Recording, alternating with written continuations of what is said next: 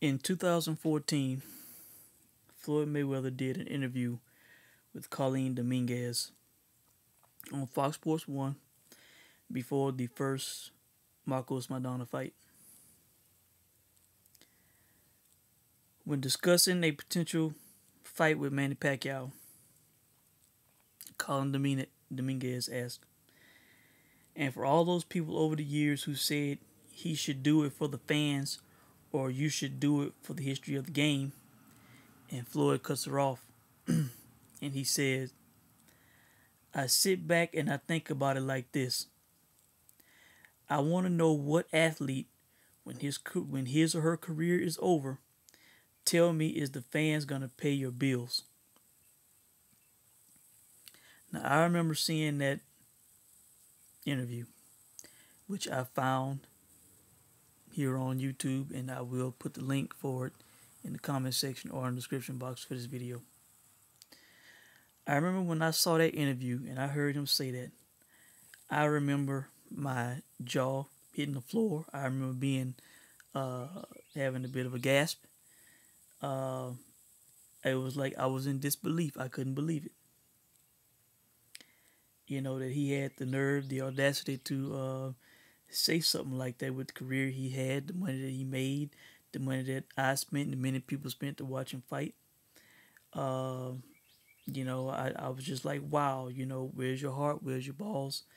Where's your fighter spirit?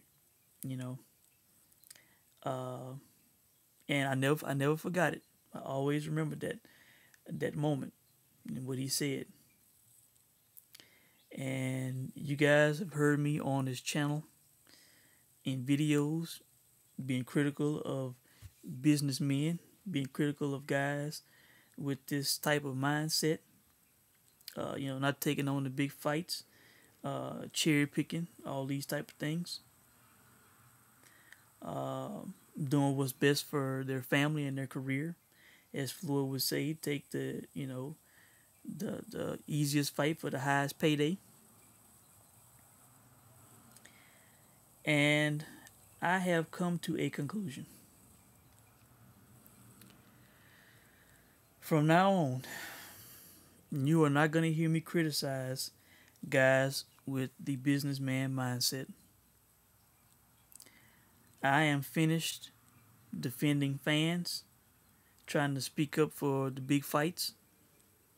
I'm out of that game.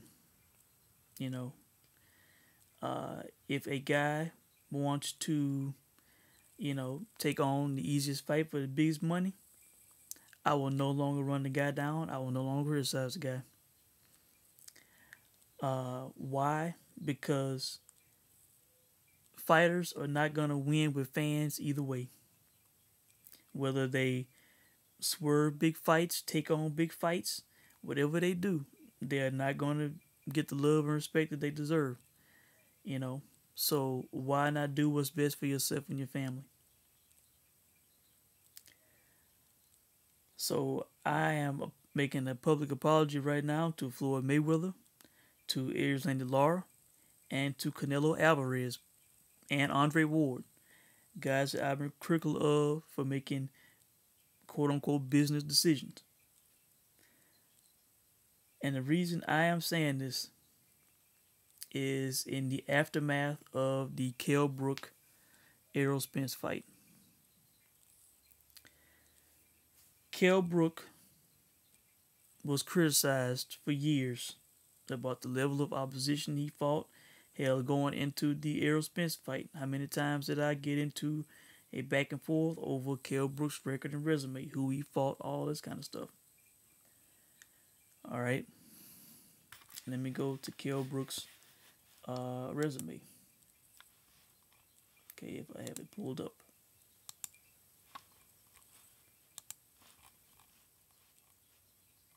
Okay, let me go to it.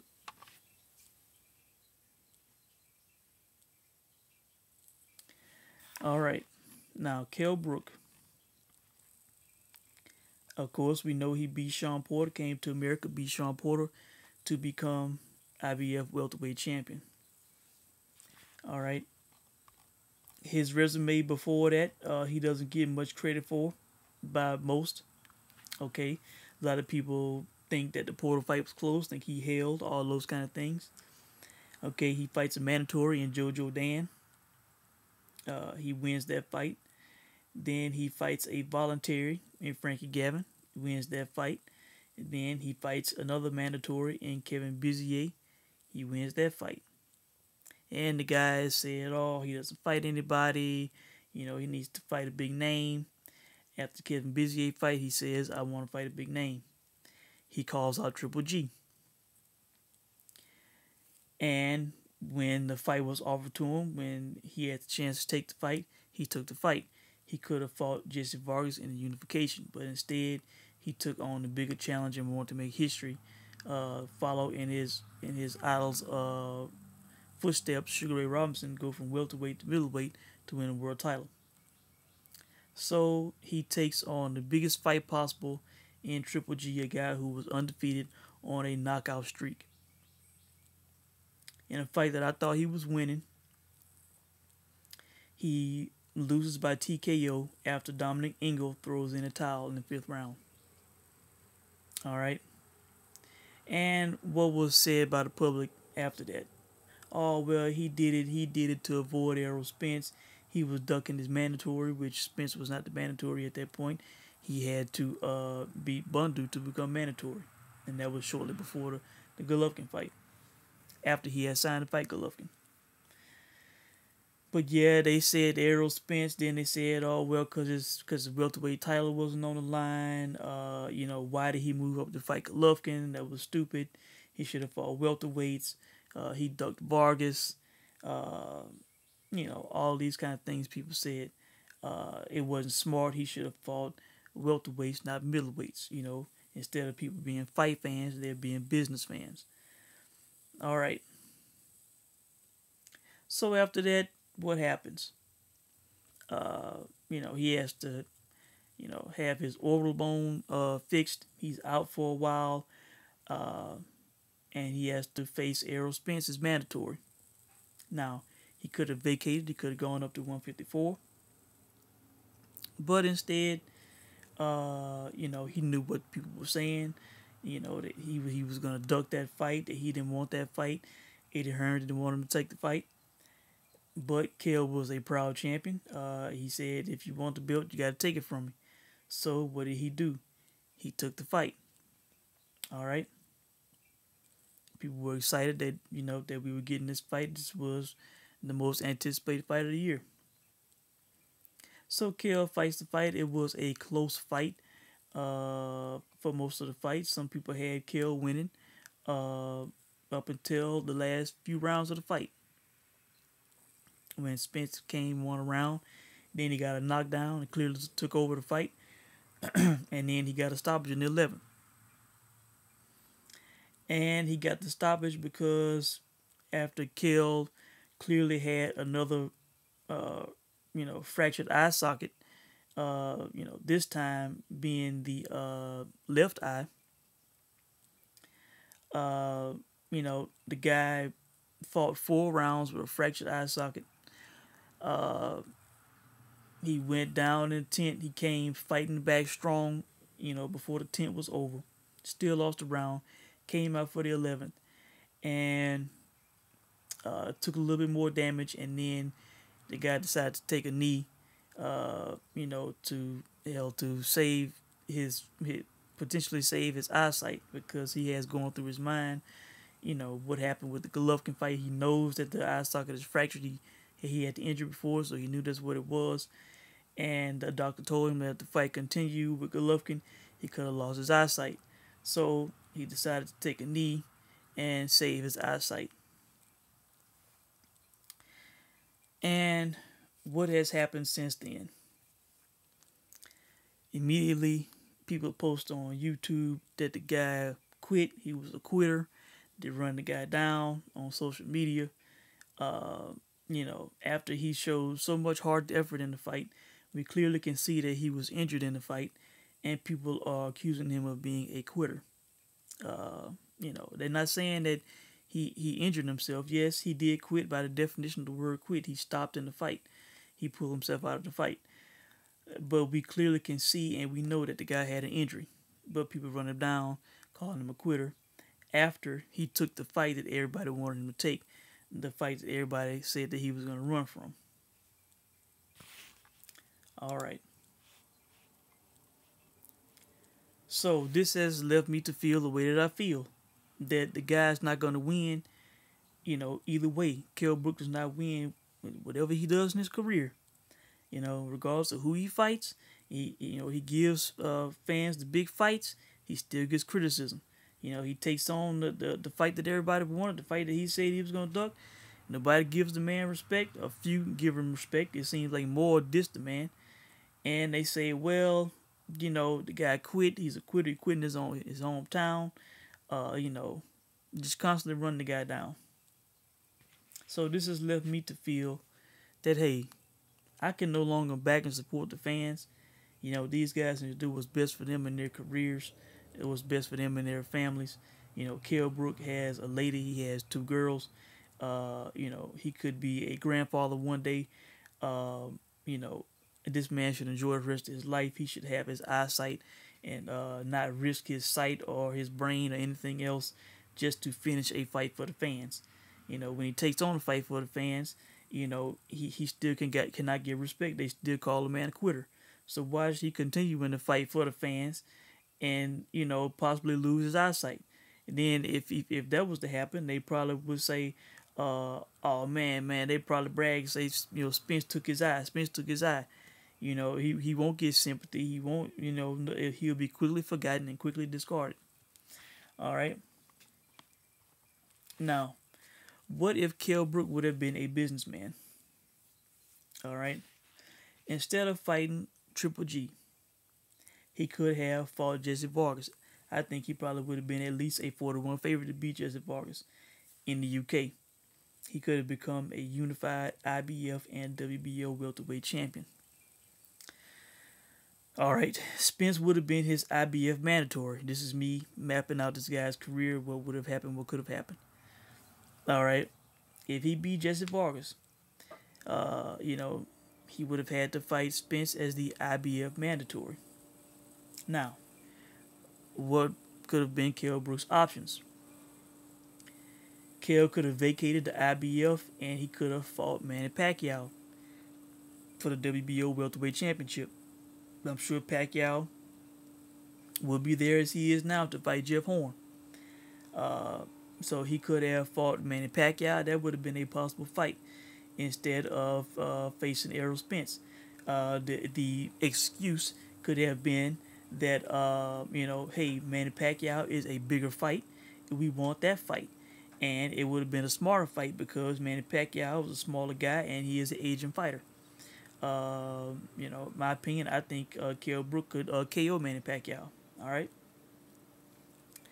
So, he could have sidestepped Spence, could have vacated the IBF belt. He had unified as a welterweight. That was an accomplishment in his career. Like I said, bigger fight, more money, Asian fighter. All right. If not Manny Pacquiao, Amir Khan could have been an option. If they could have made that fight. If not, he could have vacated both belts and he could have moved up to 54. And he could have tried to use either the IBF and or the WBO welterweight titles to position himself for a title shot at 54. And who are the champs at 54? Jarrett Hurd for the IBF, or he could have angled for what is now the vacant WBO, which Miguel Cotto is about to fight for. He could have positioned himself to fight Miguel Cotto, or maybe Liam Smith, in the UK for the WBO belt at 154. So if Kell Brook wanted to be a businessman, that could have been where his career could have gone. He could have been 37-0 and possibly 38-0 by fighting Manny Pacquiao, Amir Khan, Jarrett Hurd, or Liam Smith or Miguel Cotto. That could have been this guy's career instead of him giving us, big memorable fights with Triple G and Errol Spence. Fighting two of the best guys in the world. As I say, Errol Spence now is the best welterweight. So he fought that guy, and he fought the guy who was clearly the best middleweight. So he fought two top guys. Two of the top guys in two of the best divisions in the sport. Two of the golden divisions. But instead of getting credit for going, the fan-friendly route and not the businessman route, the guy still criticized, still ran down, still, who did he fight? He wasn't that good. He was a gatekeeper. All these kind of things they say about Kell Brook. And now they label the man a quitter. All right. Now, in the Sky interview that he did yesterday, okay, they kept me in until about 3 a.m. I had a CT scan on my eye, and the eye is broken again, same as a Golovkin one. So maybe surgery again.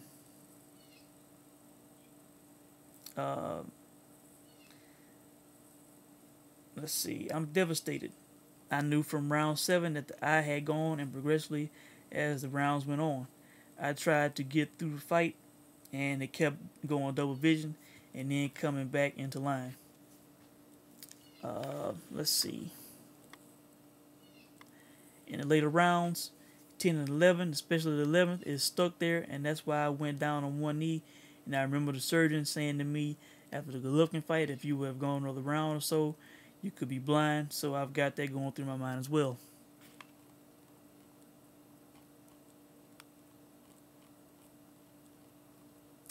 In my own city, I'm in Sheffield. I wear my heart on my sleeve. There were many things going through my mind, but I remember thinking I live to fight another day. I think the time is now to be able to move up. I've been making welterweight since I was a teenager. My first fight, I was about 9 or 10. I went up to middleweight in my last fight. I put on a lot of muscle, and it was so hard to get to welterweight. I'm devastated, but I'm also happy because I'm hearing the fans had a great night, and I'm walking out looking up thinking, will this ever be done again? Seeing everybody at the lane, and the energy was fantastic last night. When I got caught in the 11th, the eye wouldn't come back in the line. It actually stayed there, and it was coming on strong, and I knew that I couldn't see, and I knew he was a very sharp shooter, a very good fighter, Errol Spence Jr., and I knew that it could be fatal with some of the shots he was chucking. If the eye hadn't have gone, I think the fight would have mapped out a little bit differently, but it is what it is, and I didn't get the win. He said that he was not going to leave the sport that way, that he needs to get back to winning ways. All right, now personally, I want to see Kell retire, but clearly he does not want to retire. All right. Now, I had surgery underlined. I heard this in an interview where Kell described the surgery. If I remember correctly, they had to remove Kell's eye, and then they had to go through his mouth to put the metal in, where the fracture was, and then they had to, I guess, reattach his eye. So he's gonna have to go through that process again on the other eye. People talk about this man's toughness and call him a quitter. He went through all these things, and went through a hell of a weight cut. Coming back down to fight, a dangerous #1 contender in Errol Spence. People running the guy down and not praising the guy, giving him props. Okay, that's why I said from now on, I'm not criticizing guys for being businessmen and not giving fans the fights that they want. All right. Now, let's talk about some of the reaction. All right. In an interview on YouTube by Ringside TV, I believe, it's called Kell Brook Explains What Happened to His Eye During His Defeat to Spence Jr. It is basically the same thing that I just said, his interview to Sky Sports. All right. Let me read you some of the comments from the comment section on that video. Special knee. I, as in EYE, BF title gone. No respect for quitters, pal. Sorry. Oh, and by the way, There are examples of fighters fighting back-to-back elite competition. Shut up. You're a quitter. Case closed. The guy's a quitter. No heart. His eye looks like a chocolate brownie. Ha ha ha. Damn. Kell slowly turning into half man, half machine. Now put some titanium in his heart, and he might be able to continue a career in boxing. I. Okay. These are the same people who were goading him into fighting Errol Spence, who wanted the Errol Spence fight. People like this. He gives him the fight. The guy goes in, hell, fractures his eye socket again. These are the kind of comments they're making about the guy. You know, not showing the guy respect, not thanking the guy, running the guy down because he took a knee when he had a fractured eye socket. All right. Running the guy down when he had an injury. All right. Now, on a channel that I respect, there was a video. I'm not saying the name, but there was a video criticizing Kell Brook for fighting Errol Spence so soon after fighting Golovkin, after the Golovkin injury. Now, if he did not take the fight, or if he got stripped or vacated, everybody would have accused him of being a ducker. So the guy does not win either way. If he did not take the fight when the IBF, after the IBF had mandated the fight, and we're gonna call for a purse bid if they did not come to a deal. If he would have vacated or moved up or whatever, or said that I'm not ready, and they stripped him, they would have said he ducked Errol Spence. And the guy, instead of being called a quitter as he is now, people would have labeled him a ducker. So the guy would not have won either way. All right, this is what the guy said in this video. You made yourself look like an idiot in your own hometown. You quit, all because you wanted to hurry and get in the ring after Golovkin. You made yourself look like an idiot in your hometown. You quit. He's saying this after Kell Brook took on this dangerous opponent that everybody said he was gonna duck. People thought that he would try to avoid. Kell Brook takes on this fight, and the response after the fight is, you made yourself look like an idiot in your own hometown. That's the way to thank a guy for stepping up, take on a big fight again. He takes a big fight again, and these are the kind of criticism that the guy gets, man. He does not get praise, does not get thanks. He gets these kind of criticisms, man.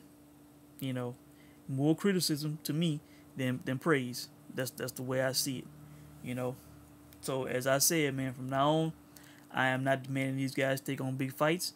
I am not sticking up for fans. I will not be speaking loud for fans to get certain fights.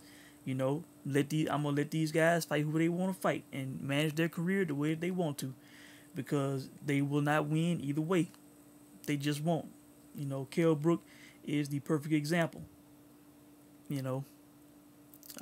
Floyd, said it the best. Fans are not gonna be there for you. Basically, the fans are not gonna give a damn about you, after your career. And this guy's stepping up, being fan friendly, and they still shit on this guy.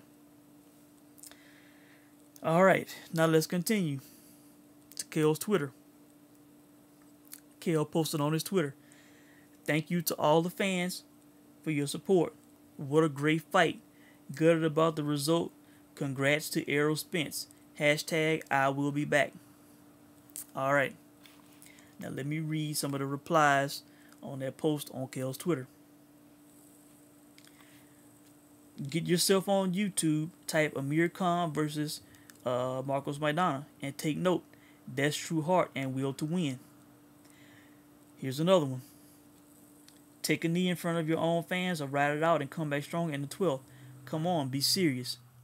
You gave up. 3 big fights in your career and you quit in 2 of them.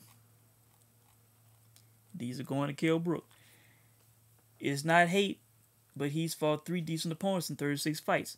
1 controversial win over Porter and 2 stoppage losses versus GGG and Spence where he quit. He should retire. He won't beat any of the top welters and super welters. I'm sick of this guy fighting nobodies and conning fans. Saying this about a guy who just stepped up and fought Triple G and Errol Spence. Okay, you need to change your bio and put former IBF welterweight champion of the world, but I quit.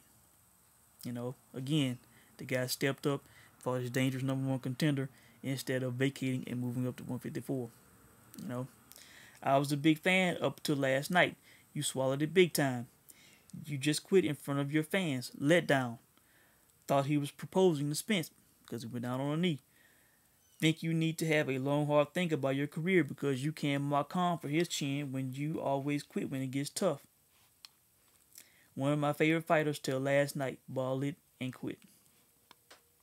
Now, this was a tweet from a smart fan, okay? Reading some of these tweets, seems some people would rather see Kell Brook lose his sight rather than stop fighting. Hashtag beyond belief. You know, that's the way I feel about it, man. You know, as a boxing fan, seeing, watching boxing a long time, seeing this guy go down to a knee without taking a punch, something had to be terribly wrong, man. That's the way I saw it. And you don't know what kind of pain this guy's feeling in his brain, in his eye. It could be the sharpest of pains. And I tell you, all these people making all these kind of statements, posting these videos on YouTube saying, Kell Brook quit, running the guy down. I tell you, if Kell Brook would have went to the back, and if he would have passed out and had some seizures, and the guy's life wouldn't be the same, then it would be a lot of hindsight 2020, people feeling guilty and shit, pulling videos down, embarrassing themselves. All right. Now, as I say that, let me get to some serious people, some serious issues that have happened in the sport. People saying all this bullshit about Kell Brook. All right. As I posted in my post-fight video, a link on Gerald McClellan, his highlight film. All right. I said I did not know about this guy a few weeks ago. I saw that highlight, learned about this guy. This guy was badass. He is a Hall of Famer. A lot of his fights finished in the first round. He was a long-time middleweight champion. The guy was badass, man. Hall of Famer, like I said.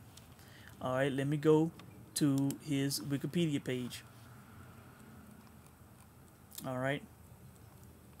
This was from his final fight against Nigel Benn, by the way, on Gerald McClellan's box rec. I want to read you what it says in the Nigel Benn fight. Let's see. In the box for the fight, it says McClellan permanently injured in this bout. McClellan permanently injured in this bout. Okay, I want to give a wake-up call to all the people who like to talk shit on fighters who suffer injuries in the ring and call them quitters. All right, and this was in 1995. All right, this is what it says on his Wikipedia page. McClellan was noticeably blinking repeatedly early in round 10, during which, after receiving a single hard blow from Benn, he voluntarily went down, taking a knee. Now, doesn't that sound familiar? Kell Brook was blinking his eyes. He took a shot. It really was not even a significant shot. He just kind of went down on his own in the 10th round. All right. So it sounds very similar. All right. McClellan took the mandatory 8 count, and the fight was resumed. But he did not throw another punch, and moments later, he dropped to his knee for a second time, allowing Alzaro, I guess the referee, to count him out. The fight was over. McClellan immediately stood and walked to his corner under his own power. He sat on the canvas leaning against the ring apron, but while being attended to by a ring physician, he slumped onto his back and lost consciousness. McClellan was strapped to a stretcher and rushed to the hospital. All right.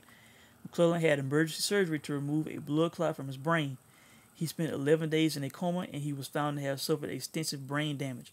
He lost his eyesight, the ability to walk unassisted, and was reported as being 80% deaf. Sports Illustrated ran an article about the fight and its outcome 1 week after the fight.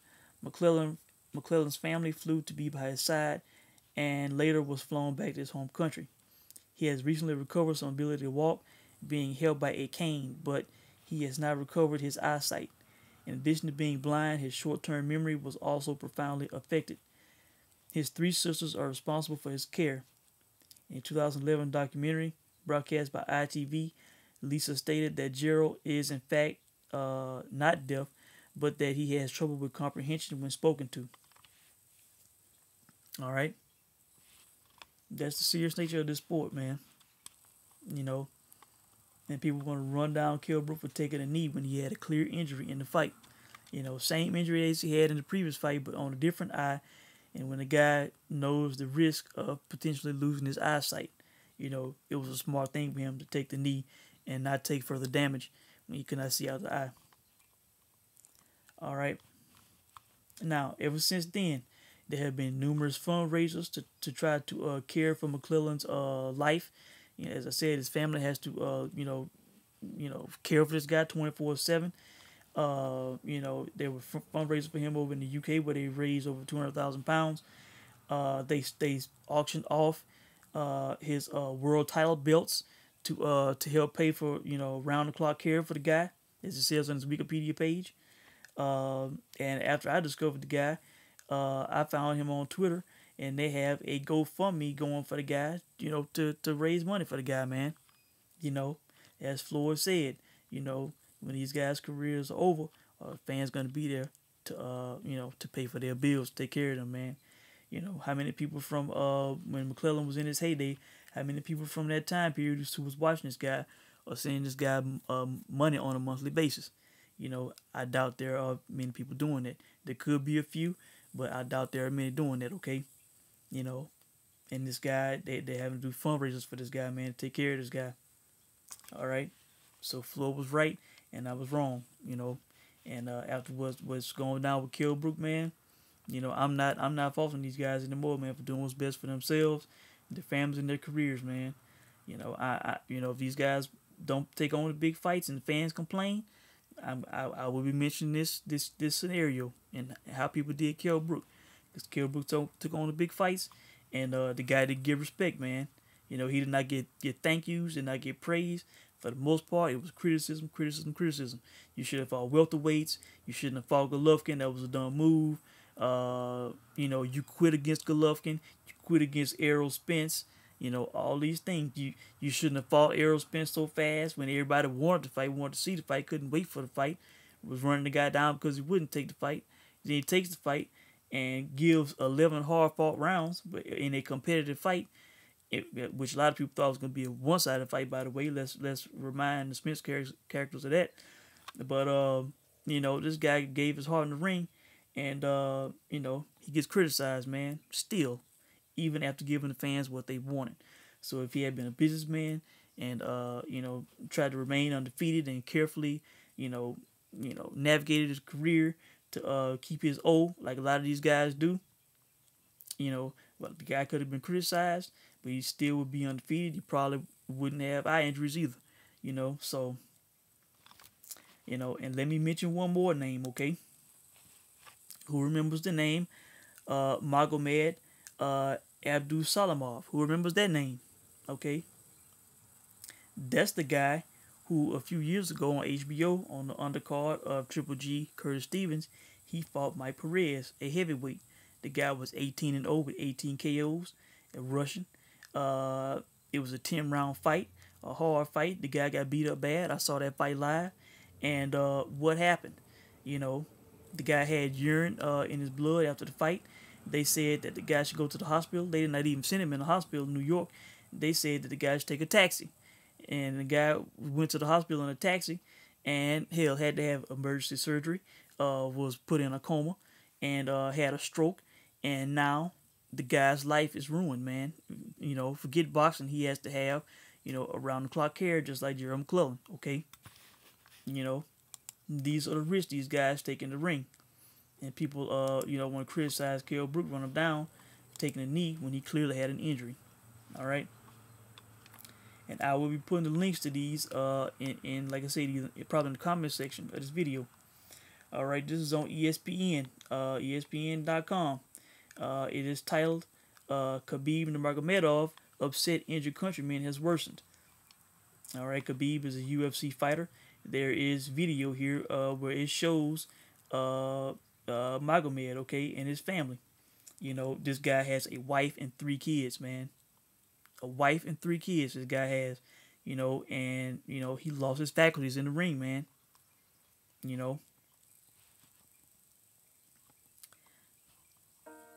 What Now, let me, while I try to pause that. Okay. It is a good article. It is sad, but it's good, and it had, like I said, it has a video. All right. Which you can see on that page, and I encourage everybody to watch it.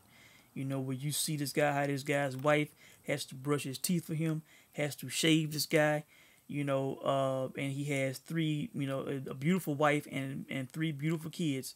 Uh, I forget their ages. It's in here somewhere. I believe they are 10. I want to say 4 and 3. I believe, no, 10, 7, and 3. His kids. All right. And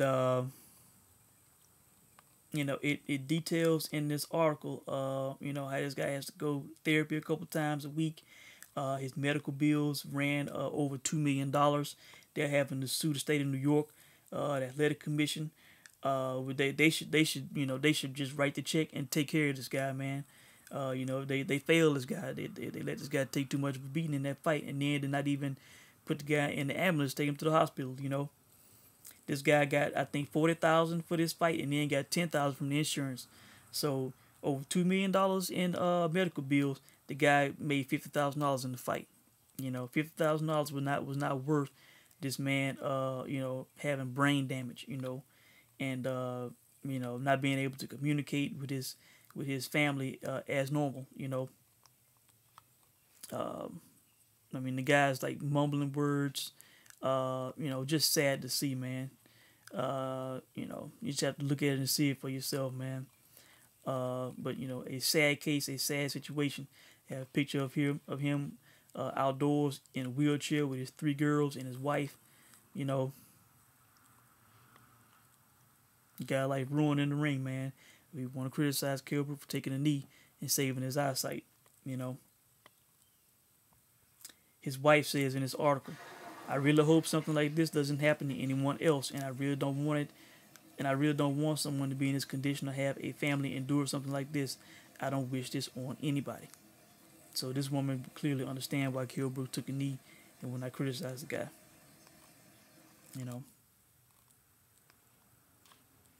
There was another article I found. Andrei Rabinski and Alexander Povetkin visit Magomedov Abdul Salamov. All right, separate article on RiaDagestan.com. All right, but they have a picture of Povetkin, Rabinski, and Magomedov's wife. Magomed's wife. They are, and you can see Magomed in a wheelchair, man, and it is a sad picture to see. Sad picture to see, man. But this was another guy who suffered, a permanent injury. It doesn't say it on his box rec, but it says it on McClellan's box rec. This guy suffered permanent injuries in the ring, man, and Kell would have needed a knockout to win that fight. And what would it be worth, for these type of fans, who don't appreciate the effort that he gave, calling the guy a quitter, running him down after what he gave. He gave the fans the fight that they wanted. He gave a hell of an effort in the fight. He did not lay down. He did not get blown out. It was a close fight up until the last 3 rounds. And, the guy still does not get respect from the fans. When this is one of the guys in the game who is trying to fight for the fans, to, give fans the biggest fights. He wants to be remembered for taking on the biggest fights. And then in return, the guy gets ran down, man. Gets ran down, doesn't get respected. So, in closing, let me say again, I apologize to the Floyd Mayweathers of the world, Canelo Alvarez, Erislandy Lara, Andre Ward. These guys want to go for all the money they can get and go for the money. Take on the easiest fights for the biggest paydays. I am not defending fans anymore, man. Myself personally, I want the biggest fights, but I'm not out here disrespecting these guys, when they suffer injuries in the ring. I cannot recall, tweeting to a guy that you quit when, the guy clearly had an injury in the fight. I cannot recall, being critical of a guy in a video here when the guy had an injury. I just do not recall this shit, okay? So, I'm I tell you, man. Uh, Kell Brook, I salute you, man. I'm still a fan. I'm gonna always be a fan. You gave a hell of an effort. You gave us the fight that we wanted instead of vacating and moving up or fighting somebody else. This guy could have vacated and fought another welterweight. Could have vacated, fought anybody at 54. Anybody. People at the press conference saying that he had to take it. No, he did not have. He didn't have to take that fight with Errol Spence, man. He could have vacated that belt. Said, "No, I'm not fighting Errol Spence. I'm not ready." He could have said, "I'm not ready. Physically, I need more time to recover from the eye surgery. Anything, you know." But instead of being a businessman like Canelo, who vacated his middleweight title, and what fought Liam Smith, and Amir Khan, and then Chavez, that are fighting those kind of guys, instead of fighting Golovkin, you know, yeah, he did vacate, but hey, uh, Canelo has his health. He's still making great money. He's still the top draw in the sport, you know. So it seems like Canelo was more correct. Arizona Lara taking on the Darren Rodriguez of the world. It's John Zavek, Yuri Foreman. I'm up here running the man down. He probably making what 800,000 per fight, fighting these kind of guys. Hey, as he said himself, boxing used to be his passion. After getting screwed in the Lara fight and then in the Canelo fight, it was not his passion anymore. It just became his job. So he just wants to get paid. He is taking on the biggest paydays with the least amount of risk. And I was running the guy down, being critical of the guy. I'm not doing it anymore, man, because these fans do not appreciate these guys taking on real challenges and real risks, man.